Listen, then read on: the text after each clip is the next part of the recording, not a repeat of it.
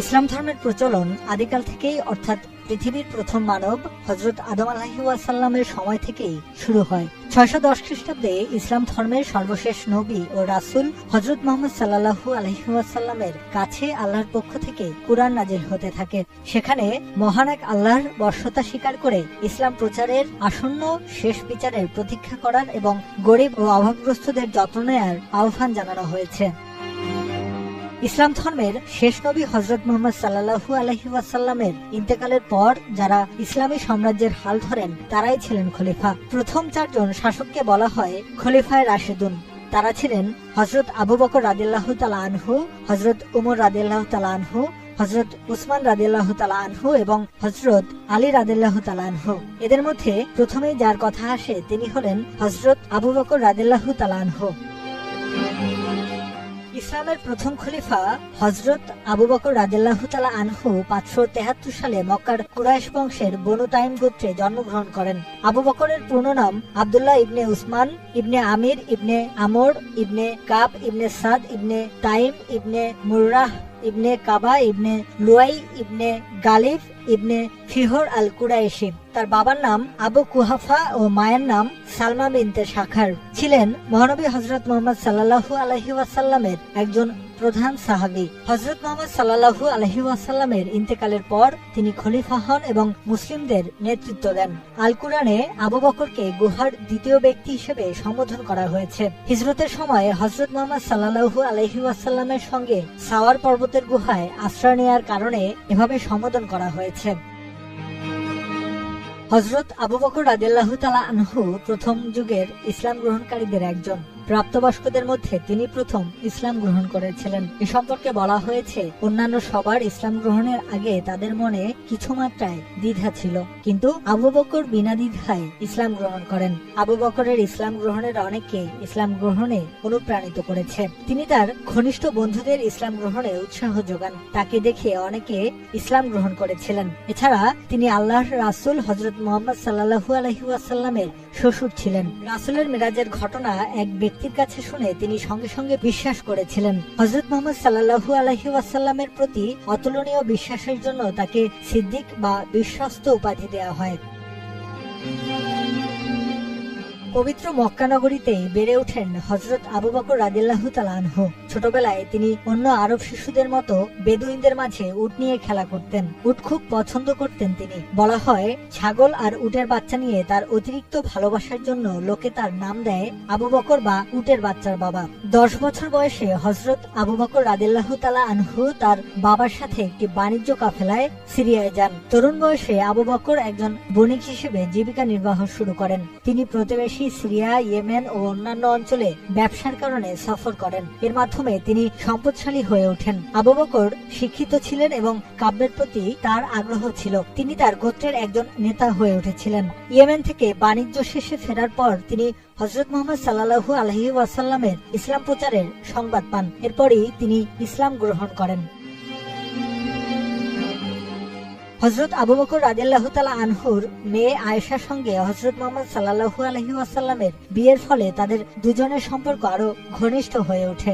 এরপর আবু বকর একজন একনিষ্ঠ সহচর হিসেবে হযরত মুহাম্মদ সাল্লাল্লাহু আলাইহি ওয়াসাল্লামকে ইসলাম প্রচারে সহযোগিতা করেন। তার জীবদ্দশায় আবু বকর বেশ কয়েকটি যুদ্ধে অংশ নিয়েছিলেন।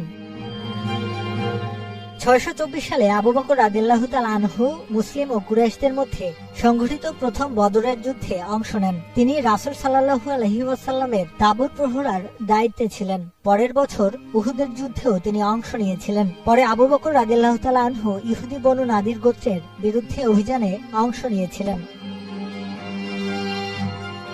627 সালে তিনি খন্দকের যুদ্ধ এবং পরবর্তী বনু কুরাইজা অভিযানে অংশ নিয়েছিলেন। খন্দকের যুদ্ধের সময় মুহাম্মদ সাল্লাল্লাহু আলাইহি ওয়াসাল্লাম সৈনিকদের বেশ কয়েকটি দলে ভাগ করে এক এক অংশ রক্ষণাবেক্ষণের দায়িত্ব দিয়েছিলেন। তার মধ্যে একটি আবু বকর রাদিয়াল্লাহু তাআলা আনহুর তত্ত্বাবধানে ছিল। শত্রুরা নানাভাবে পরীক্ষা অতিক্রমের চেষ্টা করলেও আবু বকর রাদিয়াল্লাহু তাআলা আনহু তার দায়িত্বপ্রাপ্ত অংশে আক্রমণ ঠেকিয়ে দেন। তার নামে সে অংশে একটি মসজিদ নির্মিত হয়, যা মসজিদি সিদ্দিকী বলে পরিচিতি লাভ করে। 628 সালে হুদায়বিয়ার সন্ধিতে অংশ নিয়েছিলেন আবু বকর রাদিয়াল্লাহু তাআলা আনহু। তিনি এই সন্ধির অন্যতম সাক্ষী হিসেবে স্বাক্ষর করেন। তিনি খায়বারের যুদ্ধেও অংশ নিয়েছিলেন। 630 সালে আবু বকর রাদিয়াল্লাহু তাআলা আনহু মক্কা বিজয়ে অংশ নেন। তিনি হুনায়নের যুদ্ধ এবং তাইফ অবরোধে অংশ নেন। হুনায়নের যুদ্ধের সময় মুসলিম সেনাবাহিনী হুনায়ন উপত্যকার মধ্য দিয়ে যাওয়ার সময় পাহাড়ের আড়ালে লুকিয়ে থাকা শত্রুদের তীরের সম্মুখীন হয়। সেদিন অপ্রস্তুত অবস্থায় হামলা হওয়ায় মুসলিমদের মধ্যে ভীতির সঞ্চার হয়েছিল। অনেকে ছোটাছুটি শুরু করলেও কয়েকজন সাহাবী মুহাম্মদ সাল্লাল্লাহু আলাইহি ওয়াসাল্লামকে রক্ষায় আত্মনিয়োগ করেন। আবু বকর রাদিয়াল্লাহু তাআলা আনহু ছিলেন তার মধ্যে অন্যতম। 630 সালে তাবুক অভিযানের সিদ্ধান্ত হয়। এতে সহায়তার জন্য রাসূল সাল্লাল্লাহু আলাইহি ওয়াসাল্লাম মুসলিমদের কাছে সাহায্যের হাত বাড়াতে বলেন। উসমান ইবনে আফফান এতে প্রায় 900 উট এবং 100 ঘোড়া দান করেন। উমর ইবনুল খাত্তাব রাদিয়াল্লাহু তাআলা আনহু তার সম্পদের অর্ধেক দান করেন, আর আবু বকর রাদিয়াল্লাহু তাআলা আনহু তার সমস্ত সম্পদ দান করে দৃষ্টান্ত স্থাপন করেন।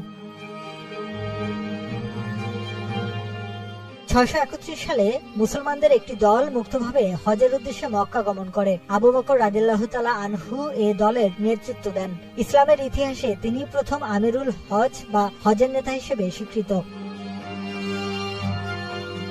বিদায় হজ থেকে ফেরার কিছুকাল পর মুহাম্মদ সাল্লাল্লাহু আলাইহি ওয়াসাল্লাম অসুস্থ হয়ে পড়েন। অসুস্থতা ধীরে ধীরে বৃদ্ধি পায়। এই অবস্থায় তিনি তার মৃত্যুর 4 দিন আগ পর্যন্ত নামাজের ইমামতি করেছেন। এরপর অসুস্থতার মাত্রার কারণে ইমামতি করা তার পক্ষে সম্ভব ছিল না। তিনি এ সময় আবু বকর রাদিয়াল্লাহু তাআলা আনহুকে নামাজের ইমাম হিসেবে দায়িত্ব প্রদান করেন। রাসূল সাল্লাল্লাহু আলাইহি ওয়াসাল্লামের মৃত্যুর সংবাদ প্রচার হওয়ার পর উমর ইবনুল খাত্তাব রাদিয়াল্লাহু তাআলা আনহু অশান্ত হয়ে পড়েন এবং তা মানতে অস্বীকৃতি জানান। এ সময় আবু বকর রাদিয়াল্লাহু তাআলা আনহু বাইরে এসে ঘোষণা করেন, তোমাদের মধ্যে যারা মুহাম্মাদের অনুসরণ করতে তারা জেনে রাখুক যে মুহাম্মদ মৃত্যুবরণ করেছেন, আর যারা আল্লাহর ইবাদত করতে অবশ্যই আল্লাহ সর্বদাই জীবিত থাকবেন, কখনো মৃত্যুবরণ করবেন না। আবু বকরের বক্তব্যের পর উমর রাদিয়াল্লাহু তাআলা আনহু শান্ত হন। মক্কা থেকে যারা হিজরত করে মদিনায় গিয়েছিলেন তারা ছিলেন মুহাজির, আর যারা তাদের সাহায্য করেছিলেন তাদের বলা হতো আনসার। যতদিন হযরত মুহাম্মদ সাল্লাল্লাহু আলাইহি ওয়াসাল্লাম জীবিত ছিলেন ততদিন কোনো সমস্যা হয়নি, কিন্তু তার ইন্তেকালের সাথে সাথেই সমস্যা শুরু হলো। মদিনার শাকিফা নামের এক বাসায় আনসার নেতারা মিলিত হন। তারা মিলিত হয়েছিল আলোচনা করবার জন্য যে তারা কাকে নেতৃত্ব দেবেন। অনেকটা যেন গৃহযুদ্ধ কিংবা অশান্ত শীতল যুদ্ধ হতে চলছে। খলিফা কি আনসারদের থেকে হবেন নাকি মুহাজিরদের থেকে? আনসারদের পছন্দে ছিলেন সাদ বিন উবাদাহ রাদিয়াল্লাহু তাআলা আনহু। বিষয়টি জানার সাথে সাথে আবু বকর রাদিয়াল্লাহু তাআলা আনহু, উমর রাদিয়াল্লাহু তাআলা আনহু সহ বাকিরা সেখানে ছুটে গেলেন, আর প্রস্তাব করা হয় আবু বকর রাদিয়াল্লাহু তাআলা আনহু এরই খলিফা হওয়া উচিত, কারণ তিনি সবচেয়ে অভিজ্ঞ আর নবীজির ঘনিষ্ঠ বন্ধু ছিলেন। উমর রাদিয়াল্লাহু তাআলা আনহু এরপর একে একে বাকিরা খলিফা হিসেবে আবু বকর রাদিয়াল্লাহু তাআলা আনহুকে মেনে নেন। আবু বকর রাদিয়াল্লাহু তাআলা আনহুর খিলাফত 27 মাস অর্থাৎ তার শাসনের সময়কাল 2 বছরের কিছু বেশি সময় স্থায়ী ছিল। এই সংক্ষিপ্ত সময়ের মধ্যে তাকে বেশ কিছু অস্থিতিশীলতার সম্মুখীন হতে হয় এবং তিনি তা সফলভাবে মোকাবিলা করেন। হযরত মুহাম্মদ সাল্লাল্লাহু আলাইহি ওয়াসাল্লাম মৃত্যুর আগে মক্কা প্রায় রক্তপাতহীনভাবে বিজয় করার পর ইসলামকে আরবের বৃহত্তম শক্তি হিসেবে মেনে নেয় আরবের অনেক গোত্রই। কিন্তু এই আনুগত্য যেন অনেকটাই ছিল রাজনৈতিক ক্ষমতার পক্ষে থাকার জন্য। সেজন্যই নবী রাসূল সাল্লাল্লাহু আলাইহি ওয়াসাল্লামের মৃত্যুর পর অনেক গোত্রই ইসলাম ত্যাগ করে। মক্কা, মদিনা, ওমানের আব্দুল কায়েস গোত্র আর তায়েফের সাকিফ গোত্র ব্যতীত বেশিরভাগ জায়গাতেই এই ইসলাম ত্যাগের প্রবণতা ছড়িয়ে পড়ে। কেউ কেউ যাকাত দেয়া থেকে বিরত থাকে। মুসলিম বিশ্বের ঐক্যতা রক্ষার জন্য এই ইসলাম ত্যাগ দমন করতে আবু বকর রাদিয়াল্লাহু তাআলা আনহু রিদ্দা যুদ্ধ করেন। এ যুদ্ধে তিনি সফল হন। বেশিরভাগ গোত্রই পরাজিত হয় এবং তারা ইসলামী বিশ্বে ফিরে আসে।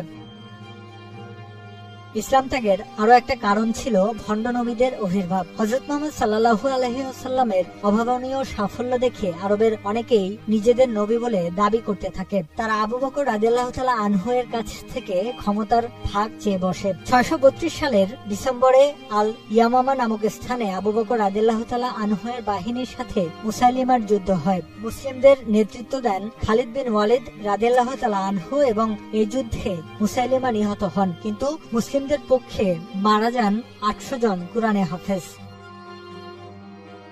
একজন হাফেজ মারা যাওয়াতে উমর রাদিয়াল্লাহু তাআলা আনহু অস্থির হয়ে পড়েন কুরআন সংরক্ষণের বিষয়ে। তিনি এ বিষয়ে আবু বকর রাদিয়াল্লাহু তাআলা আনহুকে পরামর্শ দেন। তখন আবু বকর রাদিয়াল্লাহু তাআলা আনহু হযরত যায়েদ ইবনে সাবিত রাদিয়াল্লাহু তাআলা আনহু এর নেতৃত্বে একটি কমিটি গঠন করেন। কুরআনের সকল আয়াত সংগ্রহ করবার পর সেগুলো পরস্পর তুলনা করেন। তারা পুরোপুরি সন্তুষ্ট হবার পর তারা একটি কপিতে কুরআন লিপিবদ্ধ করেন। আর সেটি ছিল হযরত মুহাম্মদ সাল্লাল্লাহু আলাইহি ওয়াসাল্লাম মারা যাবার মাত্র 1 বছর পরের কথা। বেশিরভাগ সাহাবী তখন জীবিত ছিলেন। এজন্য বলা হয় আবু বকর সর্বপ্রথম গ্রন্থাকারে কুরআন সংকলন করেন। মৃত্যুর আগে আবু বকর রাদিয়াল্লাহু তাআলা আনহু কুরআনের এক কপি তার উত্তরসূরি উমর ইবনুল খাত্তাবকে দিয়ে যান। উমর রাদিয়াল্লাহু তাআলা আনহু এর শাসনকালে এটি তার কাছে রক্ষিত ছিল। উমর রাদিয়াল্লাহু তাআলা আনহু কুরআনটি তার মেয়ে ও মুহাম্মদ সাল্লাল্লাহু আলাইহি ওয়াসাল্লামের স্ত্রী হাফসা বিনতে উমরকে দিয়ে যান। পরবর্তীতে খলিফা উসমান ইবনে আফফান রাদিয়াল্লাহু তাআলা আনহু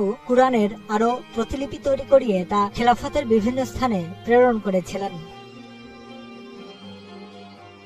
অভ্যন্তরীণ গৃহযুদ্ধ মিটে যাবার পর আবু বকর রাদিয়াল্লাহু তাআলা আনহু ইসলামী বিশ্ব সম্প্রসারিত করবার দিকে মনোযোগ দেন। তিনি বাইজেন্টাইন ও সাসানীয় সাম্রাজ্যের বিরুদ্ধে অভিযান পরিচালনা করেন, যা ইতিহাসের মোড় ঘুরিয়ে দেয়। এসব অভিযানের ফলে মুসলিম সাম্রাজ্য কয়েক দশকের মধ্যে শক্তিশালী হিসেবে আবির্ভূত হয়। তিনি ইরাক দিয়ে শুরু করেন, কারণ সেটি ছিল সাসানীয় সাম্রাজ্যের সবচেয়ে ধনী অঞ্চল। 633 সালে তিনি খালিদ বিন ওয়ালিদ রাদিয়াল্লাহু তাআলা আনহু এর অধীনে বাহিনী প্রেরণ করেন ইরাকে। এমনকি তিনি প্রবল পরাক্রমশালী রোম সাম্রাজ্যের সিরিয়া প্রদেশে 4টি বাহিনী প্রেরণ করেছিলেন। তবে এই মিশনগুলো তিনি কেবল শুরু করে দিয়ে গিয়েছিলেন। পরবর্তী শাসকদের আমলে সেগুলো বেশি ফলপ্রসূ হয়েছিল এবং ইসলামী বিশ্ব আরো সম্প্রসারিত হয়েছিল। হযরত আবু বকর রাদিয়াল্লাহু তাআলা ছিলেন মানবদরদী ও পরোপকারী। দাসদের প্রতি সদয় হয়ে অনেককে কিনে নিয়ে মুক্ত করে দেন। মুক্ত করা দাসরা অধিকাংশই ছিলেন নারী, বৃদ্ধ বা দুর্বল ব্যক্তি। 634 সালের 23 আগস্ট হযরত আবু বকর রাদিয়াল্লাহু তাআলা আনহু অসুস্থ হয়ে পড়েন এবং বার্ধক্যজনিত রোগ থেকে আর সুস্থ হয়ে ওঠেননি। প্রচন্ড জ্বরে তিনি বিছানায় পড়ে থাকতেন।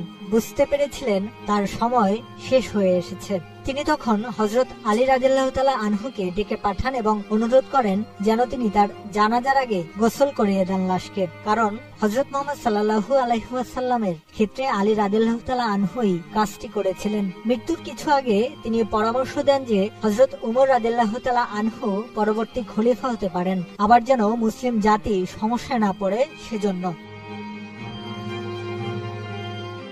634 সালের 23 আগস্ট আবু বকর রাদিয়াল্লাহু তাআলা আনহু ইন্তেকাল করেন।